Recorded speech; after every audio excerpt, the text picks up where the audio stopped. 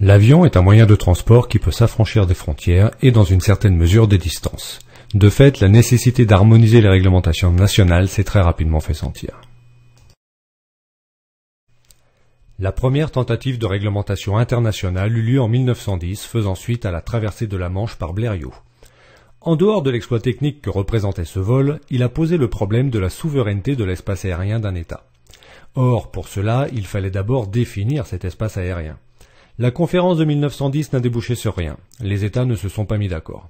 La Première Guerre mondiale a bien évidemment suspendu ces négociations, mais a également propulsé l'aviation au premier plan par les avancées technologiques survenues pendant cette période.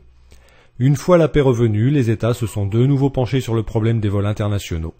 La conférence de Paris en 1919 a débouché sur la définition de l'espace aérien, la partie de l'atmosphère qui s'étend à la verticale au-dessus d'un territoire et des eaux territoriales, au maximum à 12 nautiques des côtes. Par la suite, l'aviation de transport s'est développée dans les années 30 et une nouvelle guerre est arrivée. Avant la fin de celle-ci, les Alliés ont anticipé la période de paix qui allait suivre en ce qui concerne le transport aérien international. En effet, la Deuxième Guerre mondiale a vu le développement sans précédent du transport international de troupes et de matériel. Il était évident que l'organisation et l'expérience ainsi acquise allaient se transmettre dans le civil. 55 États alliés se sont donc réunis à Chicago fin 1944 à l'invitation des États-Unis pour poser les bases de l'aviation civile internationale. De cette conférence est née la Convention de l'aviation civile internationale, aussi appelée Convention de Chicago, qui est à l'origine de l'Organisation de l'aviation civile internationale, OACI. Pour respecter les dispositions de la Convention, l'OACI a établi des publications techniques. Parmi ces publications, on trouve les annexes qui contiennent des normes et pratiques recommandées, les procédures pour les services de la navigation aérienne, PANS, les procédures complémentaires régionales, SUPS, et des éléments indicatifs sous plusieurs formes.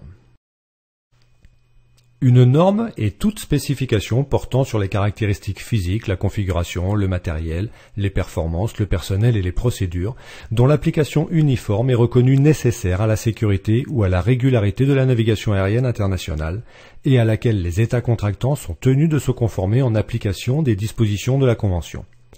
Une pratique recommandée est toute spécification portant sur les caractéristiques physiques, la configuration, le matériel, les performances, le personnel et les procédures, dont l'application uniforme est reconnue souhaitable dans l'intérêt de la sécurité, de la régularité ou de l'efficacité de la navigation aérienne internationale, et à laquelle les États contractants s'efforceront de se conformer en application des dispositions de la Convention. Les États contractants ayant signé la Convention de Chicago doivent appliquer les normes et sont invités à appliquer les pratiques recommandées. Dans le cas contraire, ils doivent informer l'OACI des différences nationales. En France, les lois et règlements applicables en aviation se trouvent dans différents documents, comme le Code de l'aviation civile et les publications d'informations aéronautiques AIP. Pour l'instant, nous en sommes encore à des réglementations nationales, mais dans les années qui viennent, l'évolution de l'Europe tend à harmoniser les textes de façon à ce que les États européens finissent par n'avoir qu'une seule réglementation commune. Les JAA, pour Joint Aviation Authorities, sont l'autorité européenne qui édicte les règlements JAR. Parmi ces textes, on trouve le JAR FCL qui régit les licences, le JAR 145 qui concerne les ateliers de maintenance, ou encore le JAR OPS qui définit les exigences en matière de transport commercial. Les JAA sont amenés à être remplacés par l'EASA, Agence pour la sécurité de l'aviation européenne. Le détail des fonctions de ces organismes ne relevant pas du programme du PPL, si vous souhaitez en savoir plus, je vous invite à visiter les liens correspondants.